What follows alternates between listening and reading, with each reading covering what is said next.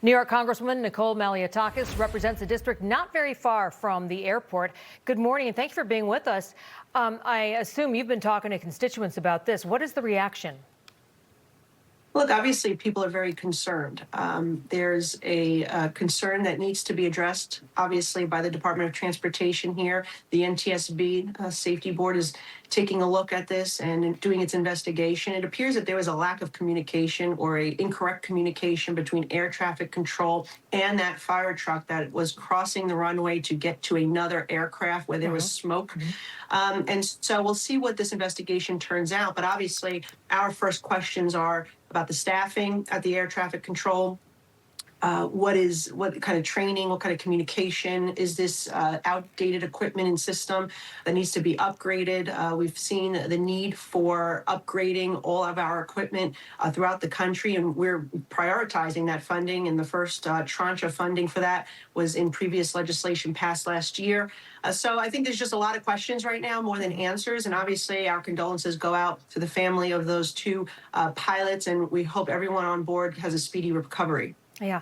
The former managing director of the NTSB said that he believes that LaGuardia Airport is currently staffed at about half what they were hoping to have in there, 60 people that they hope to have and 30 that are actually working there now. He indicated that there were a lot of folks who have just been working incredible overtime hours, which may be something else that obviously something that needs to be addressed here. Meantime, House Minority Leader Hakeem Jeffries was on CNN over the weekend. He is playing down that he's playing politics with the DHS shutdown. Here's what he said. Well, we never approach these things that are in front of us with respect to government funding in the context of leverage. Our approach is, what is the appropriate use of taxpayer dollars?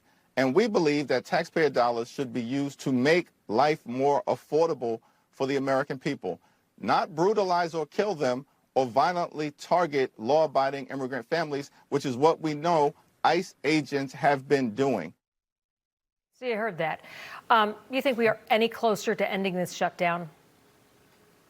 Well, obviously, one of the ramifications of this accident at LaGuardia is now a lot of those individuals are moving over to the JFK, which is already, crowded. And you're seeing these long lines at TSA. And I think that Hakeem Jeffries and the Democrats, quite simply, are playing politics, not just with our national security, but with the travelers of America that are trying to get from point A to point B and are being hurt at no fault of their own, in addition to those TSA agents who are not getting paid. The reality is we need all of the Department of Homeland Security to be funded. And two New Yorkers should know that more than anyone. The fact that Chuck Schumer and Hakeem Jeffries are playing this game and not funding Department of Homeland Security on the 25th anniversary of 9/11, with all the events we have coming up for America's 250th birthday, the conflict that's also taken place in Iran and the Middle East, we are always a threat, and New York is always the #1 target. And the fact that these two New York leaders do not want to fund Homeland Security, and they're saying it's about border protection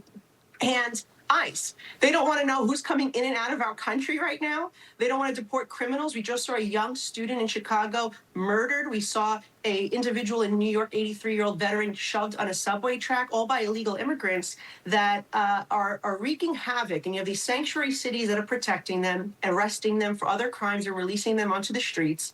And then you have zero cooperation with ICE. And now here you have these Democrats trying to defund the department altogether. It's ludicrous.